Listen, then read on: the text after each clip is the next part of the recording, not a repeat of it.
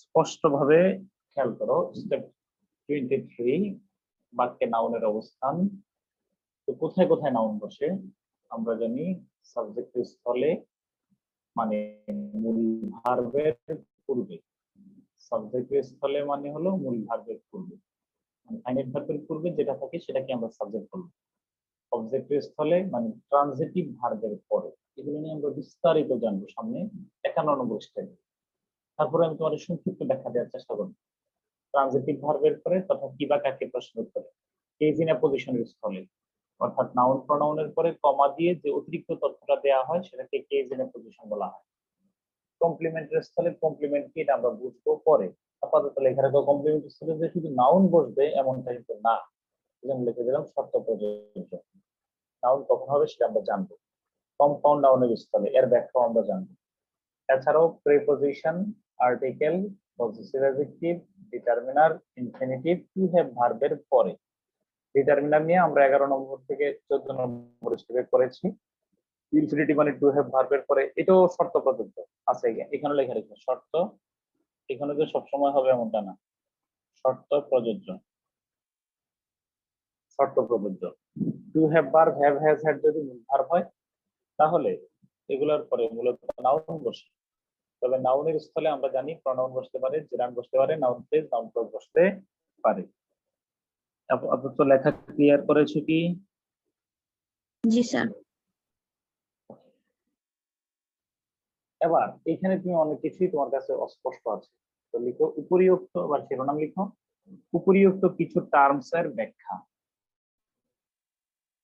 উপরিউক্ত কিছু টার্মস এর ব্যাখ্যা।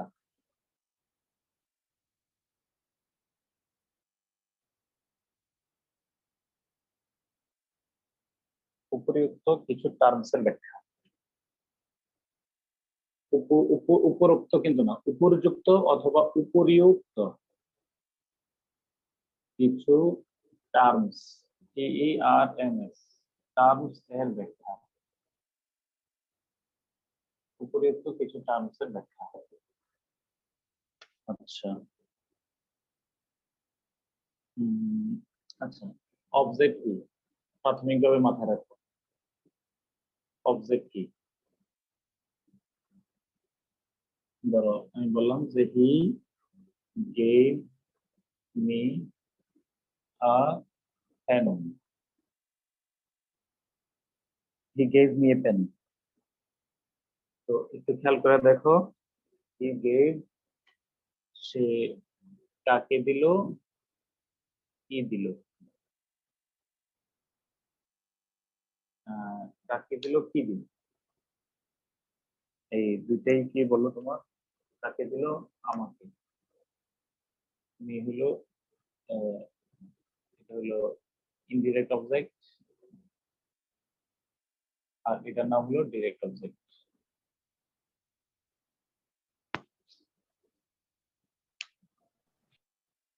আচ্ছা, অতএব এই ভার্বের নাম হবে ট্রানজিটিভ ভার্ব। আপাতত এতটুকু জেনে রাখো, ট্রানজিটিভ ভার্ব। লিখে রাখো বিস্তারিত, বিস্তারিত স্টেপ 42 দেখি। আমরা 32 নম্বর স্টেপে গিয়ে বিস্তারিত দেখব অবজেক্ট কি।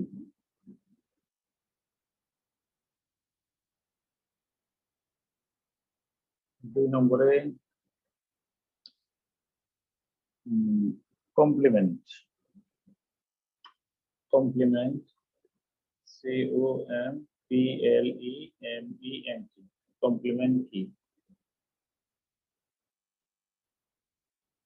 আপাতত জানো, যদি বলি my father, FATHR, my father is a teacher, TEACHER, teacher. তারপরে বললাম মাই father is intelligent, my father is intelligent. My friend, FRIEND, friend is here, here. আচ্ছা, my father is a doctor. এই সেন্টেন্সে is অর্থাৎ টু বি ভার্ব কমপ্লিমেন্টারি ব্যাখ্যায় কি লিখেছি, আর complimentary স্থলে কি ব্যাখ্যা লিখছি ওইখানে কি স্যার এটা কি লিখছেন শর্ত বুঝি না প্রযোজ্য, শর্ত প্রযোজ্য। শর্ত প্রযোজ্য লিখছি, হ্যাঁ? আচ্ছা, এখানে কি লেখা রয়েছে আর মির নিচে এটা কি লিখছেন লেখা বোঝা যাচ্ছে না কোথায়, কোন জায়গায়? স্যার হি গেভ মি, ওই মির নিচে এটা কি লিখছেন কি অবজেক্ট? ইনডিরেক্ট অবজেক্ট আর এটা হলো ডিরেক্ট অবজেক্ট।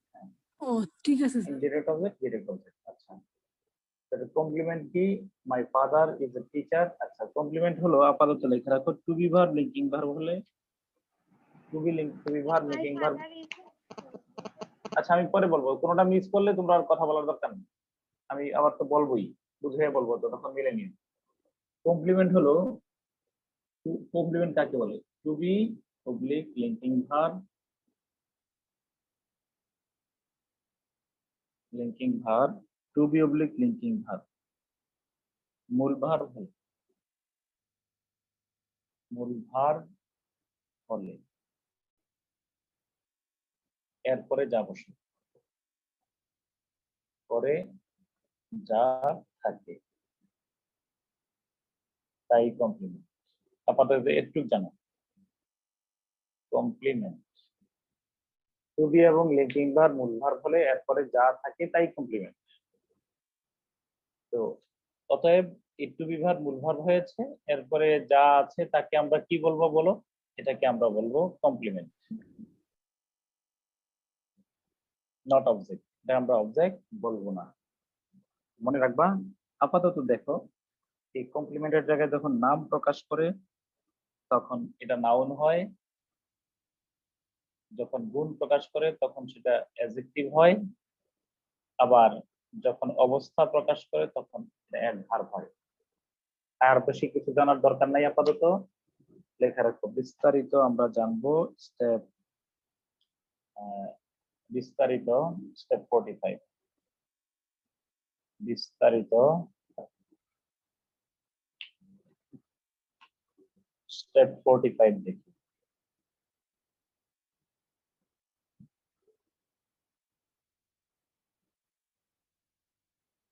আচ্ছা, তো অবজেক্ট কি সামান্য কথা মনে রাখবা, হি গেভ মি, এটা তো subject, he gave me a pen, কাকে দিল, কি দিল, এই দুইটা প্রশ্ন উত্তরে যা পাই আমরা বিস্তারিত 42 নম্বরে জানবো। আপাতত জেনে রাখলাম, মি কে বলা হবে ব্যক্তিবাচকটাকে বলা হয় ইনডিরেক্ট অবজেক্ট, বস্তুবাচককে বলা হয় ডিরেক্ট অবজেক্ট। এ নিয়ে আমরা ইনশাল্লাহ বিস্তারিত জানবো পরে। কমপ্লিমেন্ট কি, to be verb linking verb যদি মূল ভার্ব হয় তারপরে যা বসে তাকে আমরা কমপ্লিমেন্ট বলি, অর্থাৎ am is are was were taste feel sound get grow remain become appear, অর্থাৎ যেগুলোকে আমরা জানবো টু বি ভার্ব এবং লিঙ্কিং ভার্ব, এটা সম্পর্কে আমরা অলরেডি অনেক কিছু জানবো to be verb linking verb সম্পর্কে।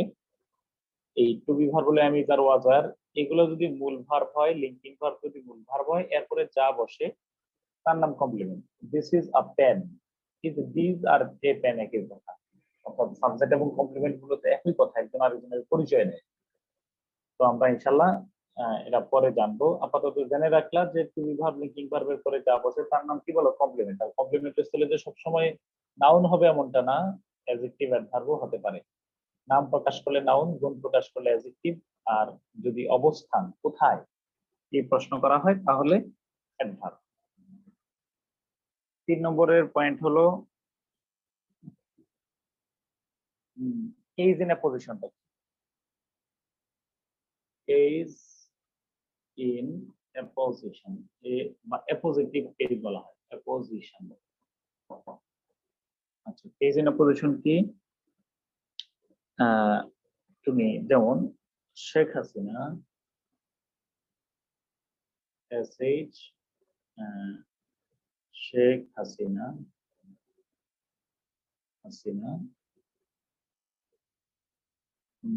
the honorable prime minister, honorable prime minister of Bangladesh,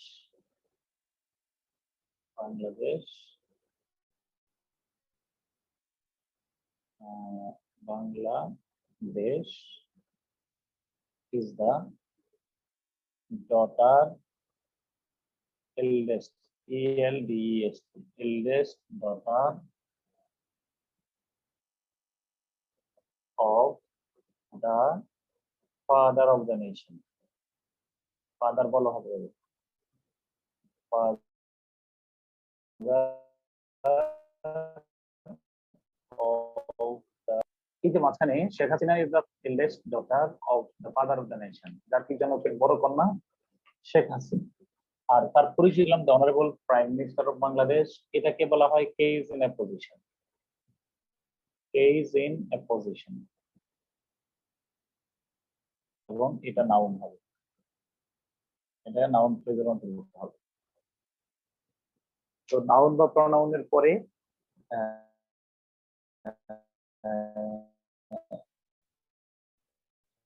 বুঝছো কিনা, আমি তুমি বললাম যে I match the only Nobel, I match doctor Yunus, তারপরে কমা দিয়ে যে বললে তার পরিচয় the only Nobel laureate of Bangladesh, এটাকে বলা হয় case is in A position.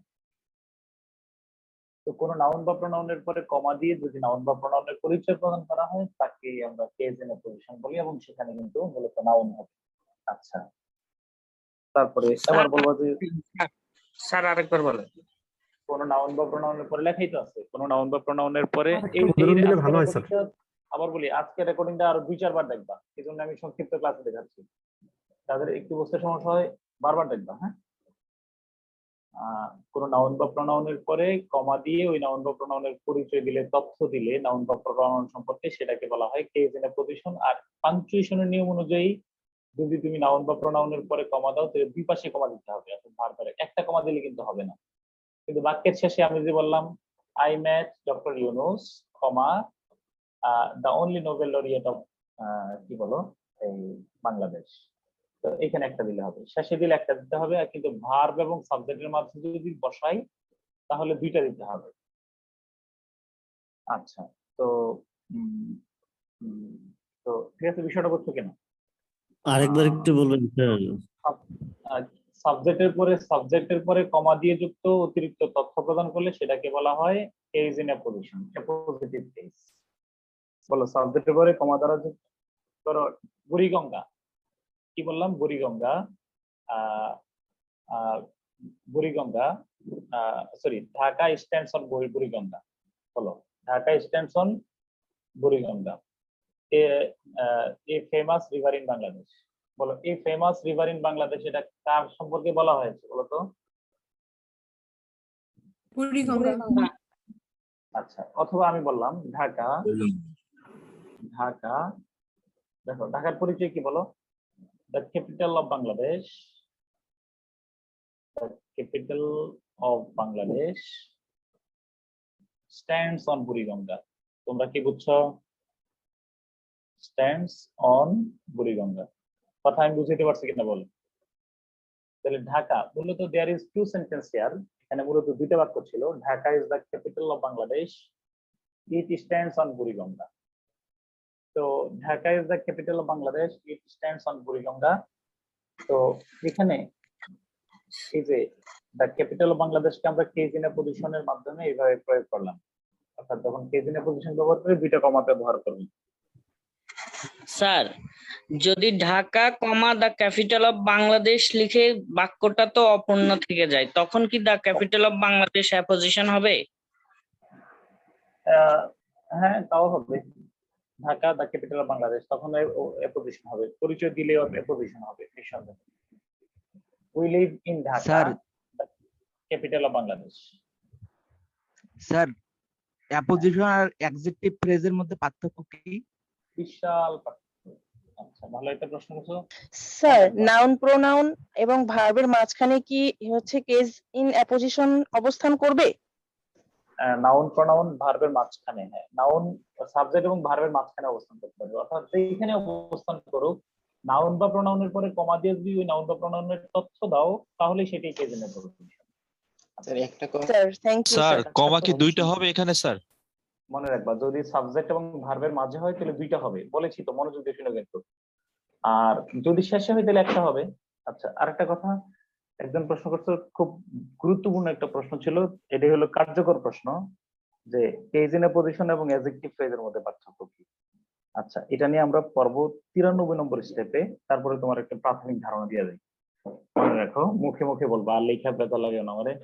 বলো, নাউন বা প্রোনাউনের পরে যে প্রশ্নটা করছো তুমি শুধু বলো, প্রশ্নটা কে করছো? আমি হাবিব। হাবিব, বলো আমার সাথে, বলো কোন নাউন বা প্রোনাউনের পাশে, বলো কোন নাউন বা প্রোনাউনের পাশে মানে পাশে মানে পরে, বলো প্রিপজিশন যুক্ত ফ্রেজ, বলো প্রিপজিশন যুক্ত ফ্রেজ অথবা পার্টিসিপল যুক্ত ফ্রেজ, অথবা পার্টিসিপল যুক্ত ফ্রেজ অ্যাডজেক্টিভ ফ্রেজ হিসাবে গণ্য হবে। অ্যাডজেক্টিভ ফ্রেজ হিসেবে গণ্য হবে। হ্যাঁ, কথা বলছি না? অর্থাৎ স্যার ফ্রেজটাকে রিডাকশন করলে যে পর্যায়ে আসবে। হ্যাঁ হ্যাঁ, মানে অর্থাৎ মোট কথা হলো পার্টিসিপল থাকবে, present participle, past participle, preposition থাকবে। নাউন বা প্রোনাউনের পরে দেখবে, তাহলে এখানে কেজ ইন এ পজিশনে তো প্রিপজিশন নাই। যেমন he is a man of great wealth, খেয়াল করো, he is a man of great wealth, great wealth, WEALTH, wealth, man of great wealth. এবার দেখো হাবিব, বুঝছো কিনা, অফ আছে কিনা বলো তো, অফ দ্বারা কাকে বোঝানো হয়েছে? জি, স্যার। ম্যানকে। তো আমরা বলে দেবো এখানে 93 বা 94 নম্বর স্টেপে এসে দেখবা, যেগুলো ক্লিয়ার করে দেবো, যে he is a man of great wealth. তোমার মতো আমিও তো একটা সময় বিভ্রান্ত ছিলাম, আর কেজ ইন এ পজিশন কি অ্যাডজেক্টিভ কিনা, পরে দেখলাম যে ঘটনা তো তা না। কেজ ইন এ পজিশন হলো নাউন বা প্রোনাউনের পরে তার পরিচয়, কমা দিয়ে পরিচয়। কিন্তু অ্যাডজেক্টিভ ফ্রেজের জন্য শর্ত বলে দিলাম, হি ইজ আ ম্যান, কিন্তু নাউন বা প্রোনাউনের পরে প্রিপজিশন যুক্ত ফ্রেজ বা পার্টিসিপল যুক্ত ফ্রেজ বসে যদি ওই নাউন বা প্রোনাউনকে বোঝায়, তাহলে সেটাকে বলা হয় অ্যাডজেক্টিভ ফ্রেজ। বলো কি বলা হয়? Adjective phrase. বা তোমার অ্যাডজেক্টিভ আর ফ্রেজ স্যার, এই লেখা লেখো জিনিসটা না, আমাকে লেখার খুব হয়রান করছে। এখন আর দেখো, আর ঝামেলা হবে না, জীবনে দেখো। আর দেখো, এবার দেখো না, I have A I have, আমি নিজেও কিন্তু প্রথম দিকে ধরা কারণ তখন স্টুডেন্ট লাইফে এটা নিয়ে একটা বিভ্রান্তিতে আমি নিজেও ছিলাম। I have a boat, mute করে ফেলো, boat, MAD, made by wood, made by wood, wood. ভাবে খেয়াল করো, এই মেড দ্বারা কাকে বোঝানো হয়েছে বলো তো? হুইচ ইজ মেড, তাই না? কাকে ইন্ডিকেট করা হয়েছে? বোটকে, মানে বোর্ডকে হুইচ স্যার। Is made. তাহলে আমি যে বলছি নাউন বা প্রোনাউনের পরে শুধু প্রিপজিশন থাকলে হবে না, ওই প্রিপজিশন দ্বারা নাউনটাকে বোঝাতে হবে। বলো প্রিপজিশন থাকলে কি হবে, না ওই প্রিপজিশন দ্বারা নাউনটাকে বোঝাতে হবে, বলো তো? ওই নাম প্রিপজিশন দিয়ে নামটাকে বোঝাতে হবে। ওই পার্টিসিপল দ্বারা কাকে বোঝাতে হবে বলো? নাউনটাকে বোঝাতে হবে। ওই তাইলেই নামটাকে সেটা বোঝাতে হবে স্যার। Sir adjective। এটা তো একটা ক্লোজ ছিল স্যার, এই ক্লোজটা রিডাকশন হ্যাঁ হয়ে মেড হয়ে রিডাকশন গেছে। করে দিচ্ছে, হ্যাঁ হ্যাঁ হ্যাঁ, ক্লজ করে দিলে হুইচ ওয়াজ তো আসলে ক্লিয়ার না? দেখো আর জীবনে সমস্যা হবে বুঝতে না পারছি। ইনশাআল্লাহ। জি স্যার, ওকে, বুঝতে পারছি। আচ্ছা এবার লিখো ফ্রেজ কি, PHRASE, ফ্রেজ কি। আমরা এটা নিয়ে বিস্তারিত জানবো 95 নম্বর স্টেপে। আচ্ছা, লিখো, কি লিখবো? যেমন ধরো a bed of roses, a bed of roses, ROSES, a white elephant, white elephant, PHM, elephant. আচ্ছা, এখন আমার বোল্ড ফ্রম দ্য ব্লু, বিনা মেঘে বজ্রপাত, bolt from the blue, BLUE, blue. In the sentences here, we see that there are several words here, but there is no subject and finite verb. তাহলে কি বোঝা গেল? এমন এক শব্দগুচ্ছ, ফ্রেজ হলো, ফ্রেজ হলো এমন শব্দগুচ্ছ, শব্দগুচ্ছ, শব্দগুচ্ছ যাতে কোনো সাবজেক্ট এবং ফাইনাইট ভার্ব থাকে, কোনো সাবজেক্ট এবং ফাইনাইট ভার্ব থাকে না।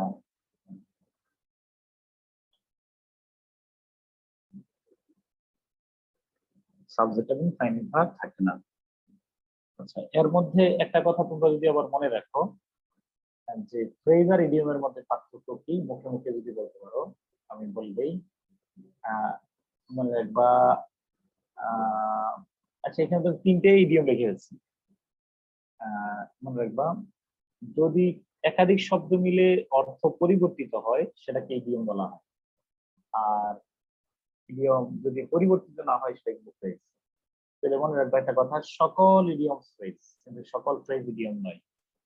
বলো, সকল ইডিয়মস হলো ফ্রেজ। একটা এক্সাম্পল দিলে ভালো হবে। সবে তো এই সবগুলা, এই যে হোয়াইট এলিফ্যান্ট দিয়ে কি আমরা আক্ষরিক অর্থ বুঝিয়েছি না অর্থটা ভিন্ন হয়েছে বলতো? স্যার যদি বলি the pen is on the table, বলো অন দ্য টেবল দিয়ে কি অর্থ? অন দ্য টেবল, এই অন দ্য টেবল দ্বারা কি তুমি অর্থ ভিন্ন হয়েছে নাকি অর্থ একই আছে? ইডিয়মস মানে বাগধারা। Have you any idea regarding বাগধারা? বাগধারা নাম শুনেছো? জি স্যার। একাধিক শব্দ মিলে ভিন্ন অর্থ প্রকাশ করে, তাই তো? কিন্তু সকল ফ্রেজ কি নয় বলো? ইডিয়মস নয়। কে বুঝে বলতে পারবো একজন, বলো তো? হ্যালো, আসসালামু আলাইকুম। তো আপনি বলছিলেন স্যার যদি একাধিক শব্দ মিলে, প্রথমে বলছিলেন ফ্রেজ কাকে বলে? ফ্রেজ হচ্ছে কোনো সাবজেক্ট থাকবে না এবং ফাইনাইট ভার্ব থাকবে না। তো ফাইনাইট ভার্ব হচ্ছে যার দ্বারা টেন্স চেনা যায়। তো তারপর আপনি বলছিলেন স্যার যে ইডিয়মস হচ্ছে কি একাধিক শব্দ মিলে যদি অর্থ পরিবর্তন হয় সেটা হচ্ছে ইডিয়ম। যেমন এখানে এ হোয়াইট এলিফ্যান্ট, এটা বলতে আমরা হোয়াইট এলিফ্যান্ট না বুঝে অন্য কিছু বোঝাচ্ছি। এ বেড অফ রোজেস, এটা দিয়ে আমরা মানে ফুল সজ্জা বোঝাচ্ছি বা মানে সহজ পথ বোঝাচ্ছি, মানে এরকম কিছু, মানে একই অর্থ প্রকাশ করতেছে না, ভিন্ন একটা অর্থ প্রকাশ করে। তো এরকম যদি মানে একাধিক ওয়ার্ড মিলে মানে যদি ভিন্ন কোনো অর্থ একটা প্রকাশ করে সেটা হচ্ছে ইডিয়মস। আর একাধিক ওয়ার্ড মিলে যদি একই রকম অর্থ প্রকাশ করে সেটা হচ্ছে আপনার হচ্ছে কি বলে সেটাকে ফ্রেজ। ফ্রেজে তবে বলে। হ্যাঁ ফ্রেজ বলবো, আর ফ্রেজের মধ্যে কোনো সাবজেক্ট থাকবে না আর ফাইনাইট ভার্ব থাকবে না। এবং ফাইনাইট ভার্ব বললাম। আচ্ছা জি বলো, স্যার। তাহলে সবাই কি এই কথাটা বুঝছো? A bed of roses, a white elephant bolt from the, এগুলা একই সাথে ফ্রেজ, একই সাথে আবার ইডিয়মসও বলে। এগুলোকে ফ্রেজও বলতে পারি, ইডিয়মসও বলতে পারি, তাই কিনা বলো? কিন্তু যদি বলি এই যে there is a flower at the corner, এটাকে কি আমরা ইডিয়মস বলবো না শুধু ফ্রেজ বলবো? ফ্রেশ শুধু। আশা করি বুঝতে পারছো। তারপরে ক্লজ, ক্লজ কি? আচ্ছা ও ফ্রেজ নিয়ে লিখে রেখো। আমরা কত নম্বর, তোমরা কি কেউ জাস্ট ইমিডিয়েট আগের ব্যাচে কেউ আছো কিনা আমাকে বলতে পারবা যে গত ব্যাচে আমরা ফ্রেজ কত নম্বর স্টেপে করছি? লিখে রাখো, অনুমান 96-97 মেবি, বা 97-98 এরকম স্টেপে ফ্রেজ দিয়ে বিস্তারিত পড়বো। 3 ঘন্টা পড়বো ফ্রেজ নিয়ে। তারপরে লাস্ট লিখো ক্লজ। ক্লজ কি? আচ্ছা, I saw a bird which was flying. I saw a bird. I saw a bird. Sir 9th grammar ব্যাচে 96 আর 97 পড়ছিলাম স্যার। তাহলে ফ্রেজ লিখে রেখো 96-97। I saw a bird which was flying. Which was flying. FLYING. I saw a bird which was flying. এটাকে বলা হয় principal clause, আর এটা হলো সাবঅর্ডিনেট ক্লজ। এটা হলো প্রিন্সিপাল ক্লজ, সাবঅর্ডিনেট ক্লজ। তোমরা শুধু ধৈর্য ধরে থাকো। ইংলিশ গ্রামার তুমি তো 25টা ক্লাসের পরে দেখো যে ইংলিশ গ্রামারটা তোমার পুরো খাতায় লেখা হয়ে গেছে। ওর মধ্যে এমন কোনো চ্যাপ্টার নাই ভোকাবুলারি ছাড়া যেটা তুমি খাতায় লিখো না, অন্তত 90% লেগে গেছে। আচ্ছা আচ্ছা, সাবঅর্ডিনেট ক্লজ, অর্ডিনেট ক্লজ। আচ্ছা, তাহলে ক্লজ দ্বারা কি বুঝলাম? ক্লজ হলো বাক্যাংশ, মানে ক্লজ হলো বাক্যাংশ যাতে কি, ক্লজ CLAUSE, ক্লজ হলো বাক্যাংশ যাতে অন্তত একটি সাবজেক্ট, যাতে অন্তত একটি সাবজেক্ট এবং একটি ফাইনাইট ভার্ব থাকবে। ফাইনাইট ভার্ব থাকবে। তাহলে I saw a bird which was flying. I saw a bird is I saw a bird is a principal clause বলছো না, দেখো সাবজেক্ট আছে, ফাইনাইট ভার্ব আছে।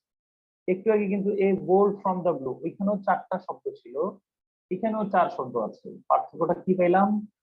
এটাতে সাবজেক্ট এবং ফাইনাইট ভার্ব আছে, which was flying এখানে সাবজেক্ট এবং ফাইনাইট ভার্ব আছে, কিন্তু ওই যে এ বেড অফ রোজেস সেখানে তো 4টা শব্দ ছিল, কিন্তু ওইটা কেন ফ্রেজ হয়েছে? কারণ সাবজেক্ট এবং ফাইনাইট ভার্ব নাই। তো অন্তত একটা সাবজেক্ট একটা ফাইনাইট ভার্ব থাকলে এটাকে বলা হবে clause. Last one, compound noun কাকে বলে? এবার লিখো কম্পাউন্ড নাউন। আচ্ছা, compound noun COMPOUN compound noun কি? আচ্ছা লিখো, একাধিক শব্দ যুক্ত হয়ে, আচ্ছা ধরো একটা ভান্তিকে কাটাই নেই, একাধিক, এই একাধিক শব্দ নাকি নাউন নাউন। বলো? একটু বুঝিয়ে দেন স্যার। Noun sir, noun. নাউন হবে, একাধিক নাউন। তাহলে নাউন কাইটা লিখো শব্দ, এইভাবে লিখবেন, একাধিক শব্দ যুক্ত হয়ে যদি একটি একক,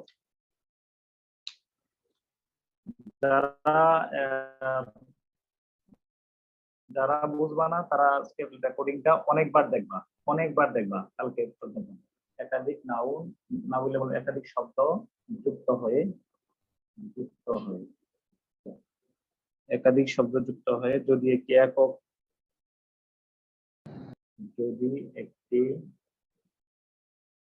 একক বা সিঙ্গেল নাউনের কাজ করে, সিঙ্গেল নাউন এর কাজ করে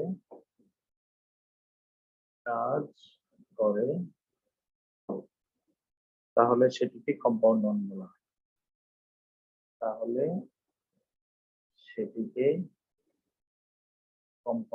বলা হয়।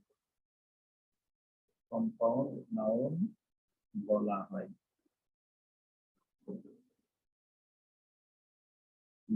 কম্পাউন্ড নাউনের গঠন, কম্পাউন্ড নাউন এর গঠন।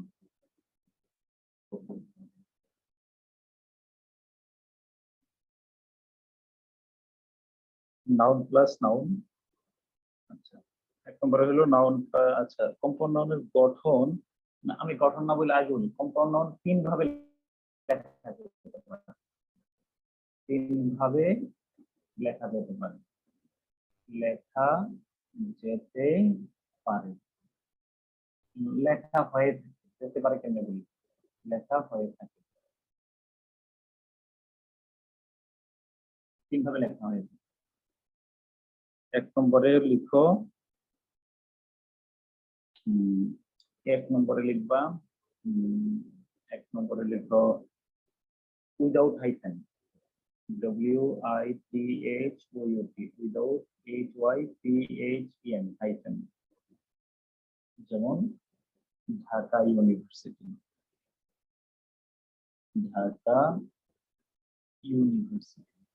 উইদাউট এর পরে কি sir?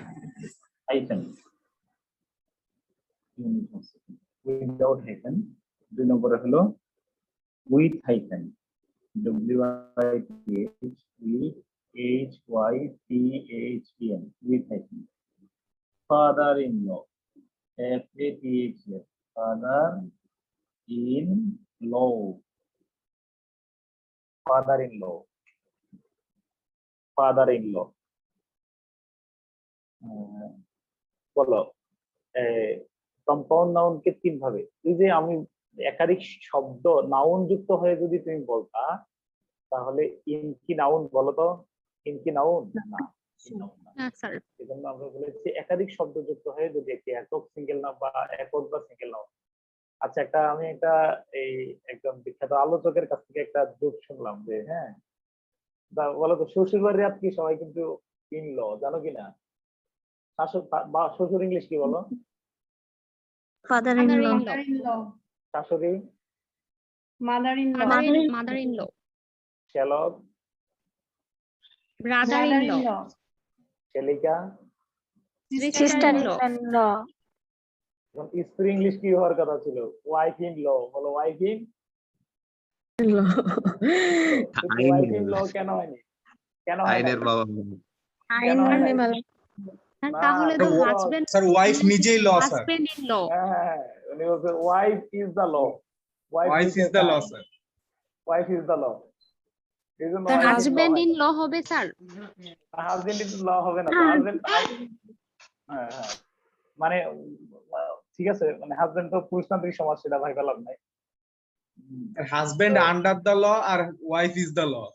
Wife is the law, হ্যাঁ।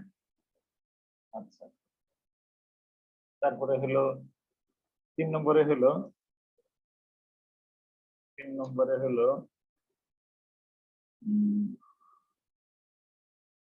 তোমার উইদাউট স্পেস। উইদাউট একটা স্পেস, তাই না? উইদাউট স্পেস এটা দিয়েও লেখা যায়। যেমন ধরো chairman, CHAIRMAN, chairman. Football, FWT, foot, BALL, তাই কিনা বলো তো? জি স্যার। আচ্ছা, এবার তোমাদের একটু আমি কাজ দেই। কম্পাউন্ড নাউনের গঠন।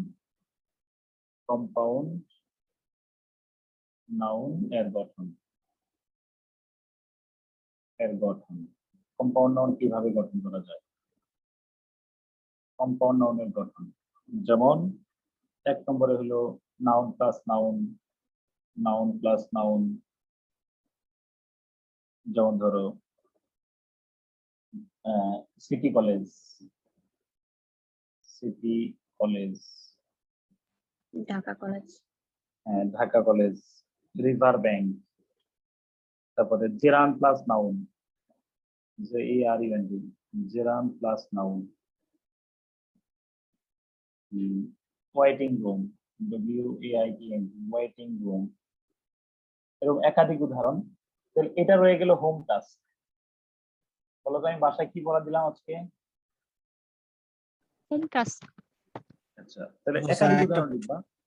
নাউন প্লাস নাউন, শুনে নাও। Noun plus noun, city college, river bank, college library, এরকম একাধিক শব্দ মিলে। Noun plus noun, reading room, shopping mall, waiting room, এরকম ধরনের।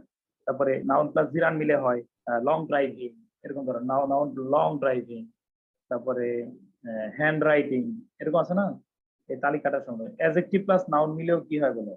অ্যাডজেক্টিভ প্লাস নাউন মিলেও কম্পাউন্ড নাউন হতে পারে। যেমন সুইট হার্ট, সুইট হার্ট কিন্তু কম্পাউন্ড নাউন। এইভাবে তোমাদের দায়িত্ব হলো একটু হোম টাস্ক দিয়ে দিলাম। কম্পাউন্ড নাউনটা আর কি কি হতে পারে সেগুলো। Preposition noun, preposition plus noun মিলেও, যেমন আফটারনুন, প্রিপোজিশন নাউন মিলেও কিন্তু তোমার কম্পাউন্ড নাউন হতে পারে। ওকে, একটা প্রশ্ন ছিল স্যার। রাখবো স্যার। হ্যাঁ, জায়গা স্যার, এই একটা তো প্রশ্ন। 4-5 খালি রাখবো। হ্যাঁ বলো। স্যার, একটা প্রশ্ন ছিল, যেমন ঢাকা ইউনিভার্সিটি সিটি কলেজ, আমি বুঝতে পারি যে এটা কম্পাউন্ড নাউন, কিন্তু স্যার এরকম কি কোনো আসার সম্ভাবনা আছে যে সিটি একটা নাউন, কলেজ একটা নাউন, তো সিটিটা কি অ্যাডজেক্টিভ হিসেবে কোথাও অ্যাডজেক্টিভ হিসেবে বিবেচনা করতে পারি, নাকি পুরোটাই কম্পাউন্ড নাউন? আচ্ছা, তুমি কি এর আগে ক্লাসটা মনোযোগ দিয়ে শুনছো কিনা? এই ব্যাখ্যাটা কিন্তু আমরা ইতিমধ্যে লিখে ফেলছি। দুটো নাউন পাশাপাশি বসলে প্রথমটা অ্যাডজেক্টিভ হিসেবে গণ্য হবে। এই কথাটা কি লেখা আছে আমাদের কোথাও? জি স্যার, এটা লেখা আছে। ওকে, সেভ হয়ে গেল। বুঝছো কিনা? লেখা আছে অলরেডি। প্রপার স্যার, আসলে নাউনের, জি প্রপার বলেন। নাউনের উদাহরণ কিন্তু লেখা আছে। ক্লিয়ার না? আরো সামনে আরেকবার আসবে। এবার লিখো এক্সাম্পলস। শিরোনাম হবে এক্সাম্পলস। কত থেকে বলো? স্টেপ কততে? স্টেপ কত না পড়তেছিলাম আমরা? 23। 23 এর এবার এক্সাম্পল গুলো আমরা একটু দেখি। কত নম্বর উদাহরণ হবে? 337। অনলি একজন কথা বলো। এর আগে যে একজন কথা বলছো তোমার নেটওয়ার্ক ভালো ছিল না অথবা হেডফোন ভালো ছিল না। এক্সাম্পলস স্যার কতটুকু পেজ খালি রাখবো? 4-5 লাইন খালি রাখলেই চলবে। এক্সাম্পলস লিখো 3, আবার কমেন্ট বক্সে লিখে দাও, আমার সুবিধা হবে। কত? 337 sir. 337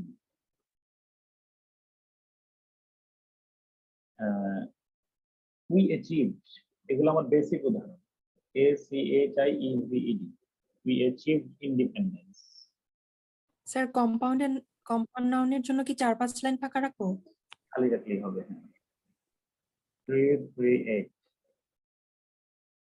he likes gardening, he likes teaching, TEACHN, teaching। 339 reading makes a full man, reading makes a full man,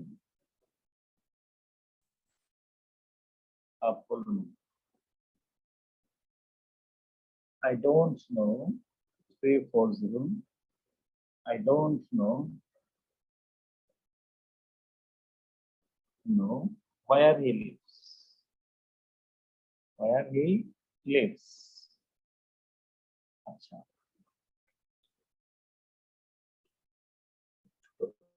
একটু খেয়াল করে দেখো, achieve, like, makes, no। খেয়াল করো,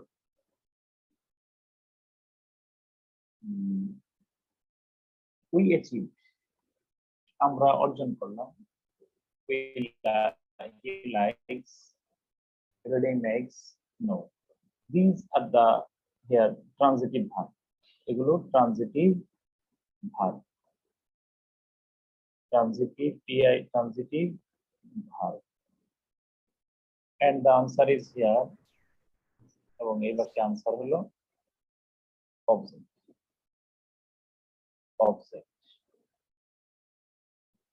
কারণ একটু কেন খেয়াল করো, we achieved, আমরা অর্জন করলাম। কি অর্জন করলাম? কি পছন্দ করে, কি বানায়,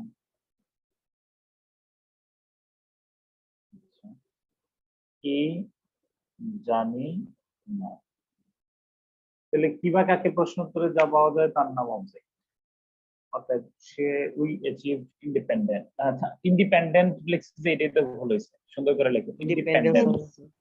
হ্যাঁ, ঠিক করে লিখছি কিনা? উই অ্যাচিভ ইন্ডিপেন্ডেন্স, কারণ ইন্ডিপেন্ডেন্ট শব্দটা হলো নাউন।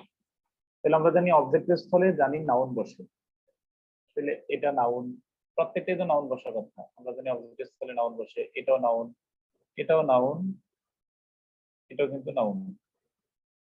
তো এই টিচিংটা হলো নাউন, এবং এটাকে আমরা চাইলে জিরান্ড বলতে পারি, এটাকে আমরা নাউন ফ্রেজ বলতে পারি, এটাকে আমরা নাউন ক্লজ বলতে পারি।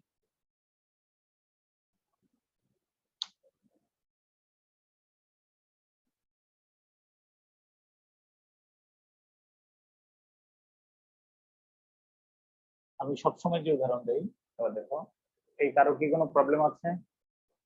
অবজেক্টের স্থলে, এগুলো সব অবজেক্টের স্থলে বসেছে। কারো কি কোনো প্রবলেম আছে মনে করো? স্যার কি I did not know where she lives. আমি ডু নট, আমি জানি না। আমি প্রশ্ন করো না, আমি কি কোথায় জানি না, না আমি কি জানি না। প্রশ্নটা নো কি কোথায় নাকি কি দ্বারা প্রশ্ন করেছে বলো তো? কি দ্বারা? কি দ্বারা। ওকে, তারপরে লিখো 41 341 341 poverty is a great curse, poverty is, আমার কিন্তু এগুলো সূত্র, আমি এগুলো বুঝিয়ে জন্য যে কোনো প্রশ্ন দিলে আমি বুঝতে পারি। a great curse, GREAT, great, CURSE, curse। 342 Walking is a good walking is good for health. Or HEALTH, health. 3, 4, 3. To tell a lie, to tell a lie is a great sin. 3, 4, 4. Where he lives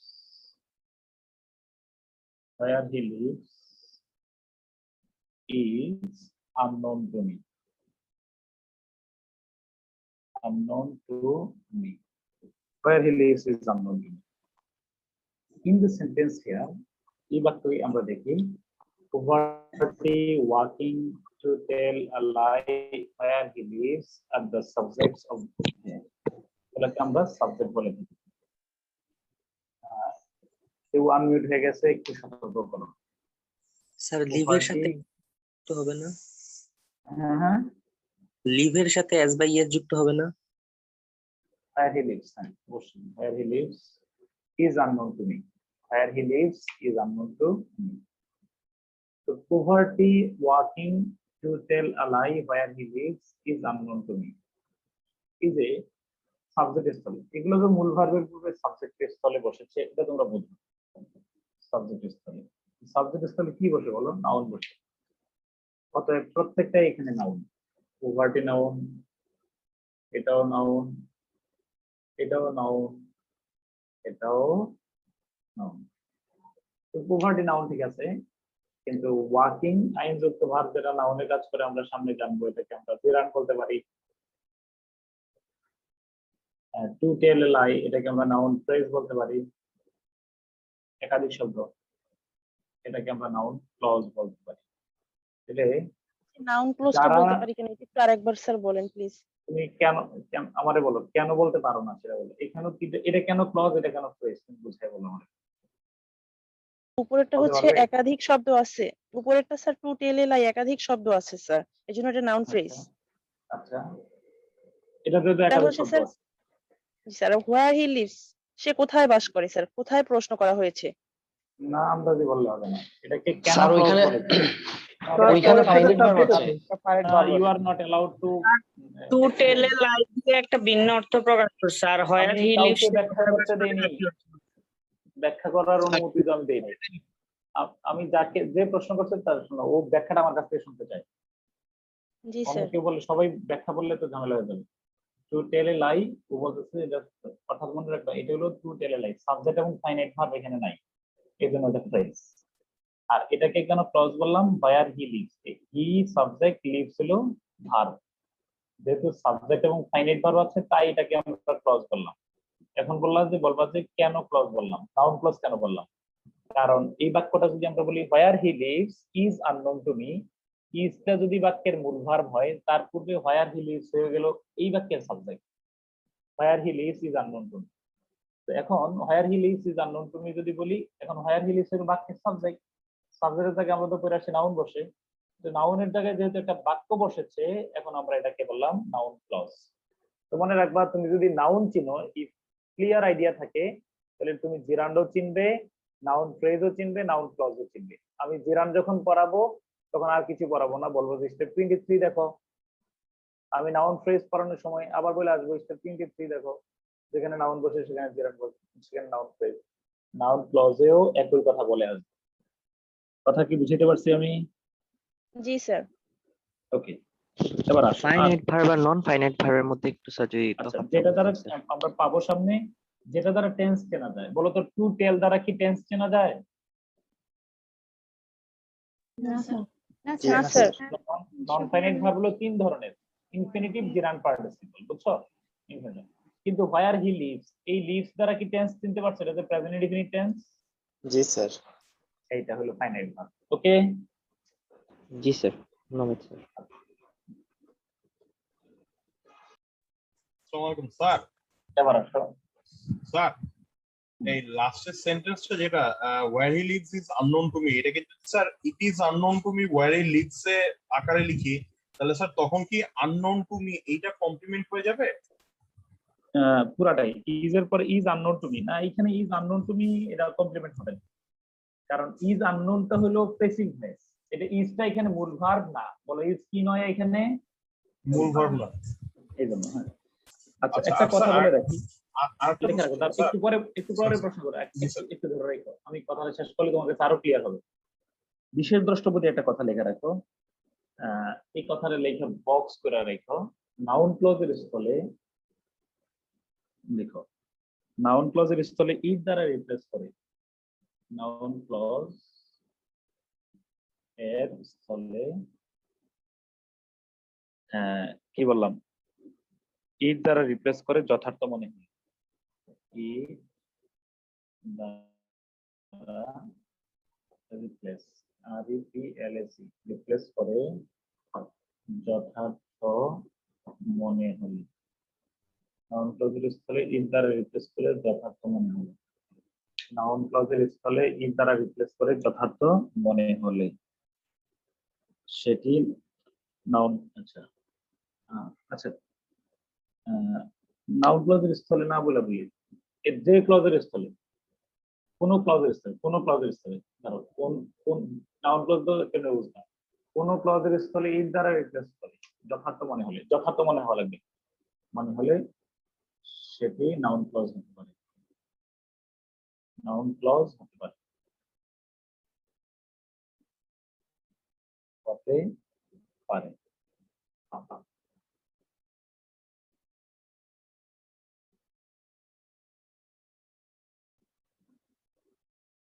বুঝছো? আচ্ছা, তুমি একটু kindly আমারে বলবা,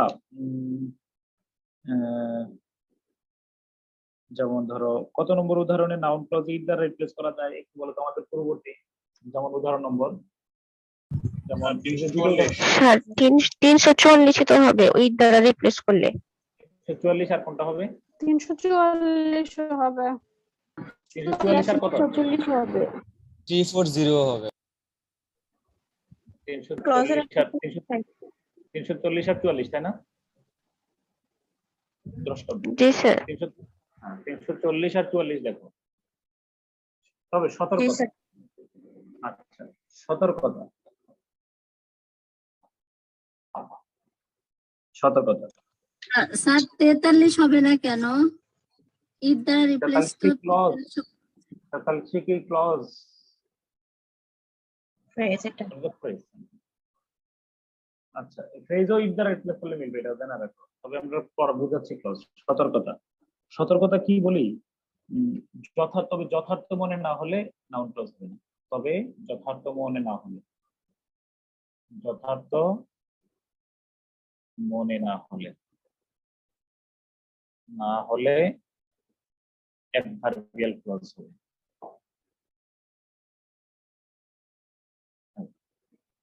যথার্থ মনে না হলে, যেমন একটু আমি খেয়াল করি, উদাহরণ নম্বর কত, এটা কিন্তু লেখা আলাদা করে বক্স লিখে গেল, লিখে দিবা। বলো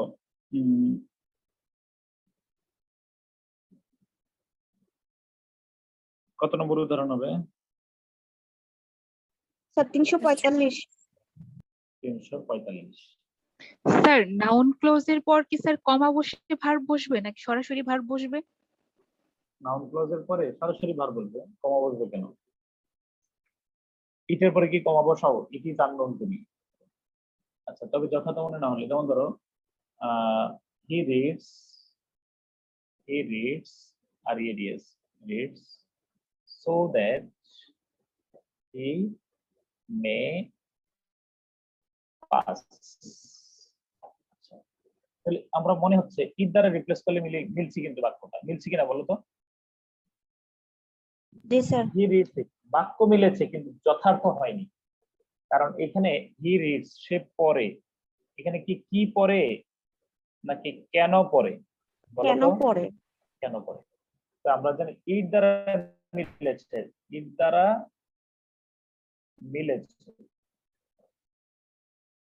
মিলেছে, তবে কি হয়নি বলতো? তবে যথার্থ হয়নি,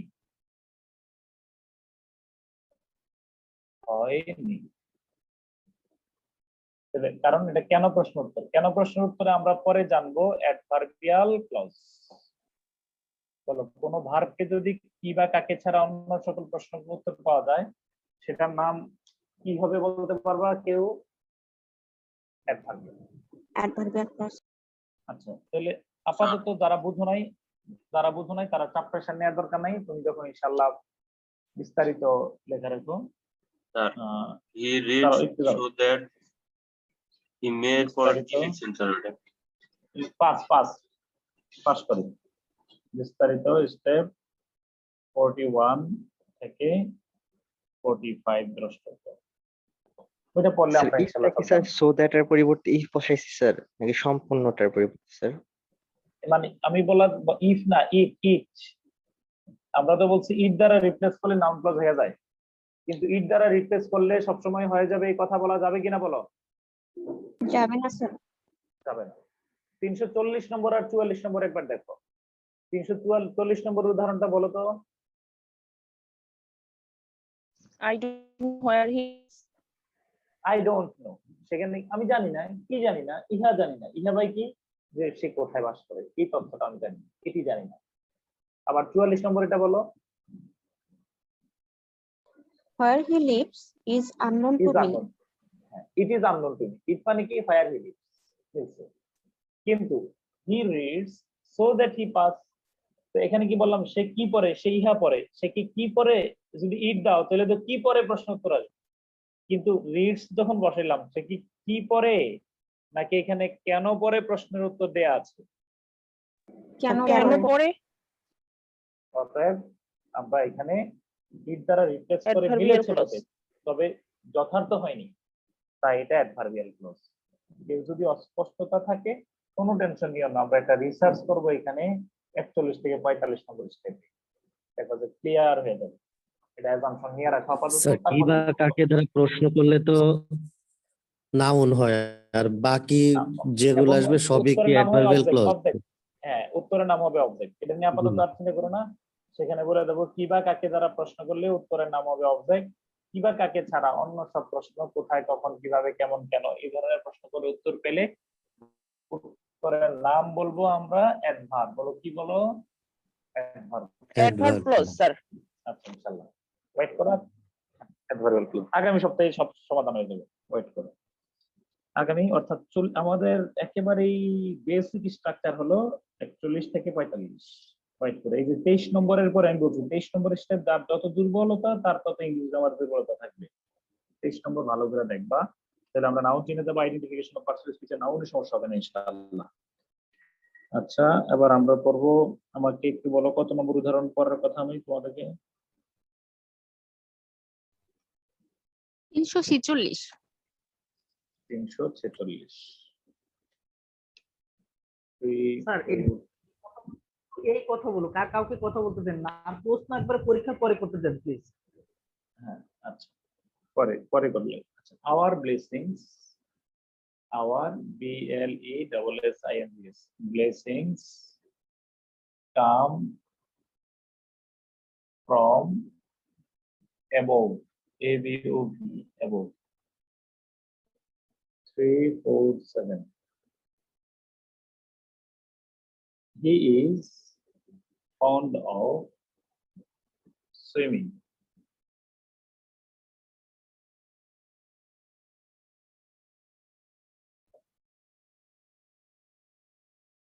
He is fond of swimming. And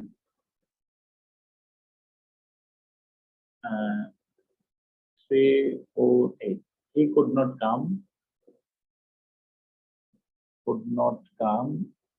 because of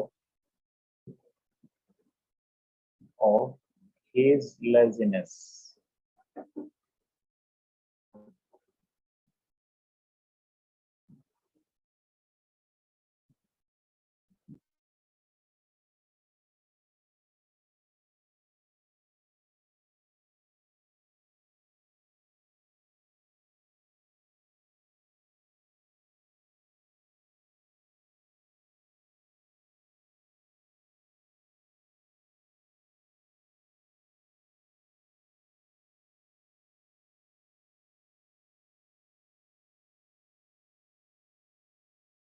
আচ্ছা, তারপরে কি বলো? He could not come because of his laziness. তারপরে হলো কত নম্বর বলো? 350 349 লিখো।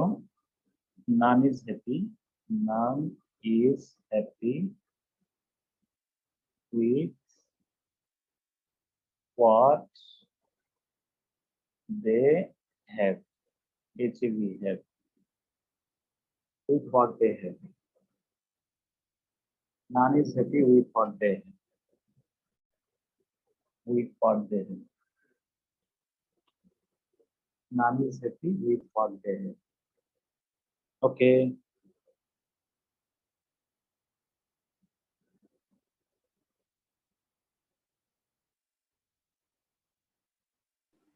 তার প্রথমটা কি ফ্রম নেই, from above? From a book. Our blessings come from a book.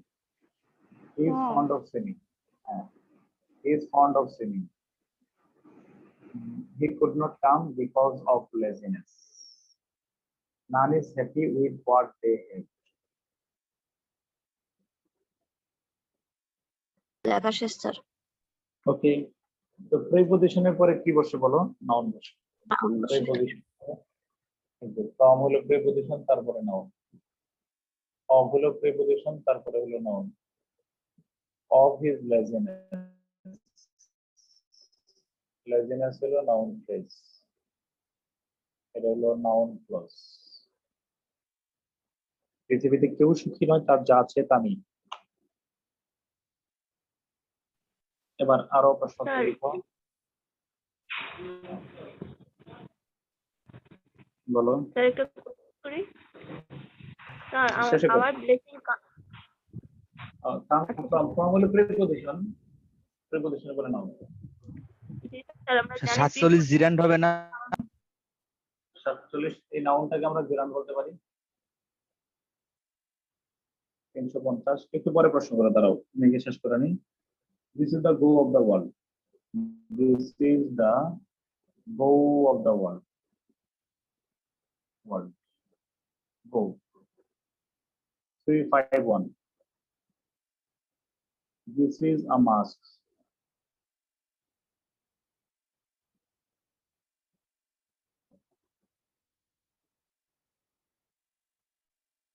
Underline করা অংশগুলো লিখবে। আর কেন ব্লেজিংস এটা কি প্লুরাল হয়েছে? ব্লেসিংস হলো প্লুরাল দেয়া আছে। 352. This is a sir कितना साइड must नहीं। This is a must. I said my say. I said my say. Say. 353. I said my say. Mutton. MUTTON. Mutton has fat. Mutton has fat. 356. 354. Let's play LETS. Let's play another ANOTHS. Another round. Round key. 355. তোমার a little learning is a dangerous thing. A little learning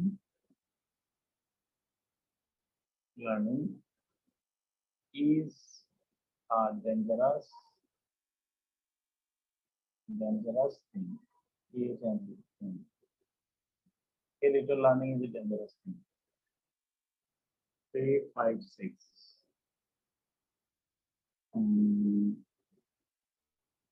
Mutton লিখো। Honesty is the best policy. Honesty is the best policy. The best policy. 357. I saw a black zebra at the zoo. I saw a black zebra at the zoo. At the zoo. Sir a rolling stone gather moss, ওটার একটা example. এটা এখানে না, এখানে রোলিংটা হবে আরো অনেক পরে। এটা হলো পার্টিসিপেলের উদাহরণ যখন পড়াবো আমরা।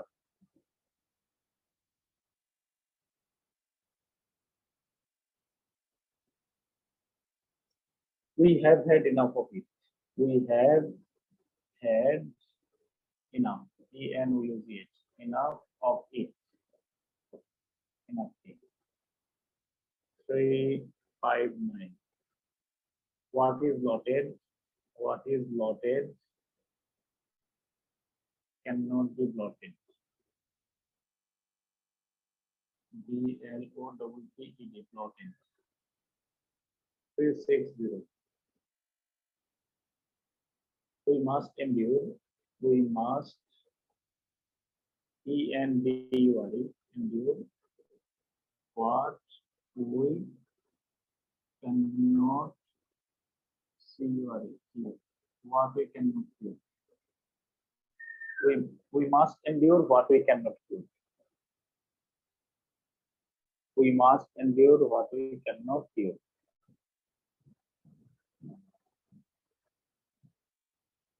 We must endure what we cannot do. 359 নাম্বারটা sir. What is blotted cannot be blotted. কপালের লিখন যায় না খণ্ডন।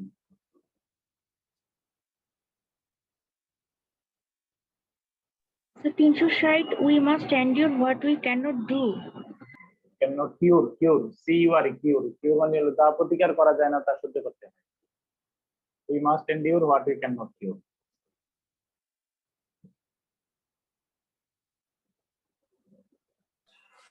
স্যার 350 নাম্বারটা অর্থ কি? 60 নাম্বারটা স্যার। আচ্ছা তোমরা লিখো, আমি বলতে থাকি। We must endure, সবগুলো অর্থ তো পরে বলবোই। লেখা শেষ হয়েছে কিনা চলো। কত নম্বর থেকে? 50 নম্বর। This is the go of the world. আমার সাথে সাথে মিলে আসো। This is the go of the world. Go শব্দটা হলো নাউন। This is a must. Must শব্দটা হলো নাউন। I said my say, positive অ্যাডজেক্টিভের পরে এটা নাউন। Let's, আচ্ছা, mutton has fat. To have verb, মূল ভার্ব বলে তারপরে নাউন বসে। নাউন।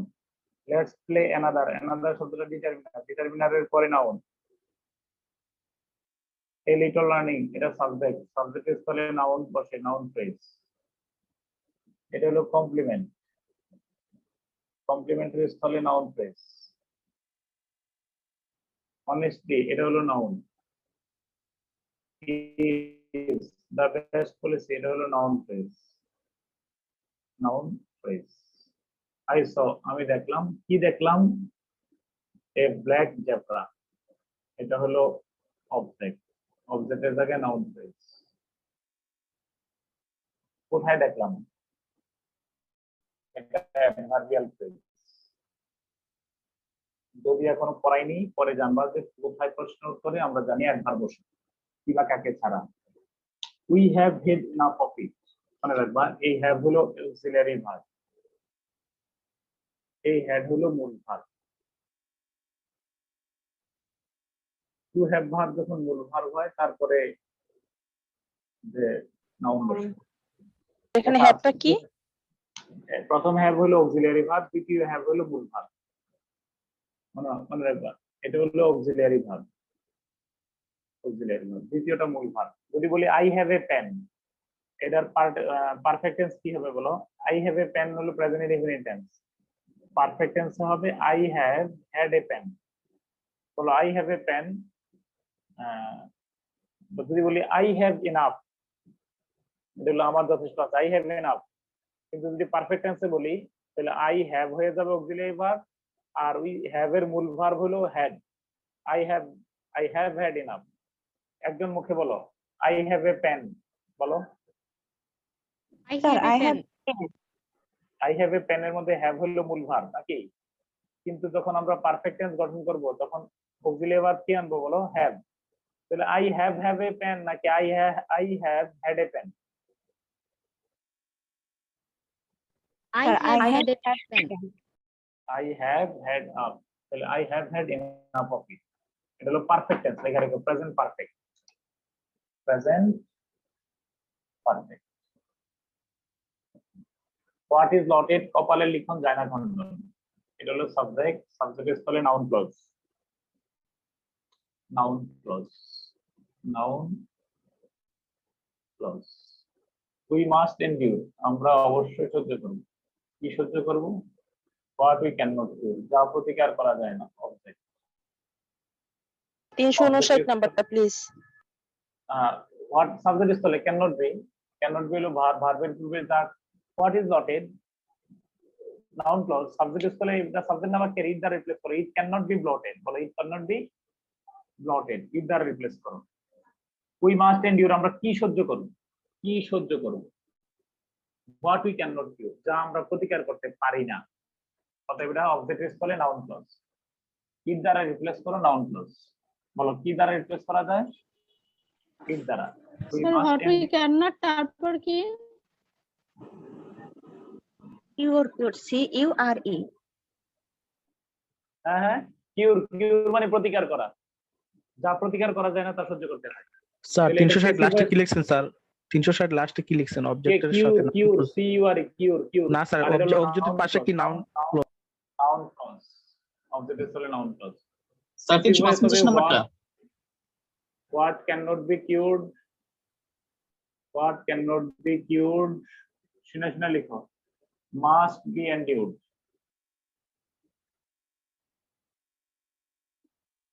শুনে লিখো what cannot be cured এগুলো passive voice what cannot be cured must be endured আগামী শনিবারের ক্লাসের টপিক pronoun 350 নাম্বারটার অর্থ কি স্যার?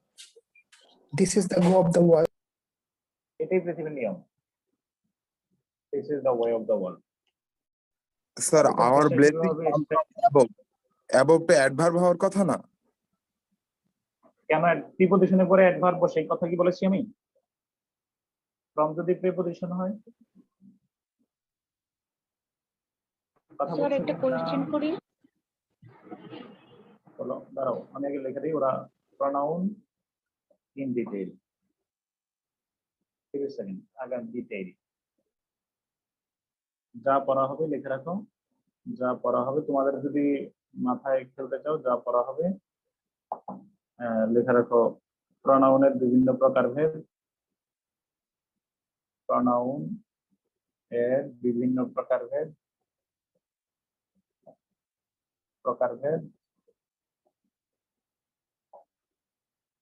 সেগুলোর সুস্পষ্ট পরিচয় ও ব্যবহার সেগুলোর সুস্পষ্ট পরিচয় ও ব্যবহার বিধি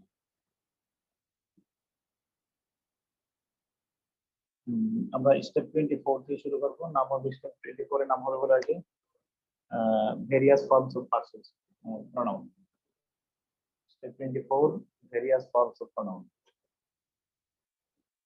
স্টেপ 24 হবে শিরোনাম হবে ভেরিয়াস ফর্মস অফ প্রনাউন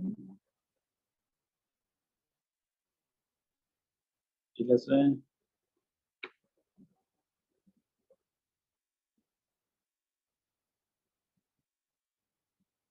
আচ্ছা 24 নম্বরের আমি এটা আচ্ছা দাঁড়াও এটা লিখে রাখো এটা আমি একটা কপি দিয়ে দেবো শীট দেখে লিখবো এটা আমি হ্যান্ড রাইটিং শীটে দেবো এটা দেখে লিখে দেবো শীট দেখে লিখবো এটা আমি দিয়ে দেবো হ্যাঁ তারপর বলো হ্যাঁ বলো স্যার ওই যে ইয়েটা ছিল আবার ব্লেসিং দাঁড়াও আমাদের ক্লাস টেস্ট স্যার স্যার আমি একটা কথা বলতাম